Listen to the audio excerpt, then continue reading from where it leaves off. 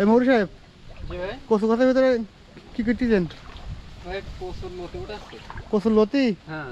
আর ফুলও তো আছে, কই দেখি লতি এই যে ভাই। কতটা দিতেছেন?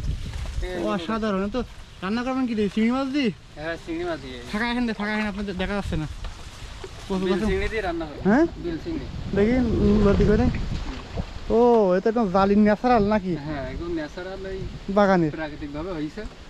তাই তো অনেক পরিষ্কার পানি, মানে এখানে কোনো পরিষ্কার পানি। স্যাঁতস্যাঁতে কোনো পানি নেই। না না, স্বাস্থ্যকর পানি। পরিষ্কার পানি। কতটা দিয়েছেন? এটা ভাই একসাথে হবে না আমাদের এই হ্যাঁ, হ্যাঁ।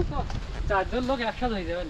5 জন লোকের একসাথে হয়ে যাবেন। আর রাতেও খাওয়া যাবেন, দুপুরে খেয়ে রাতেও খাওয়া যাবে। চিংড়ি মাছ দি? হ্যাঁ, চিংড়ি মাছ দিয়ে। ও আর ওই সাইড লোক কি করতেছ, পাট দিতিস না? পাট ধরছে ওই সাইডে। যাক আসেন, আপনার এই কচু গাছ তোলা, কচু লতি তোলা, ও ওইটা পড়ে গেছে কিন্তু বেকার ঘুরে দিলাম। ধন্যবাদ ভাই, দেখাই দিলাম। খুব কষ্ট হয়েছে ওটাতে দিই কচু গাছের ভিতরে। তাই না, এনেন হাত ধরেন। এ তো বাসায় নিয়ে গেলে সন্তুষ্ট হন খুব নাকি? হ্যাঁ, হ্যাঁ খুবই সন্তুষ্ট হয় বাসায় নিয়ে গেলে। ঠিক আছে আসেন।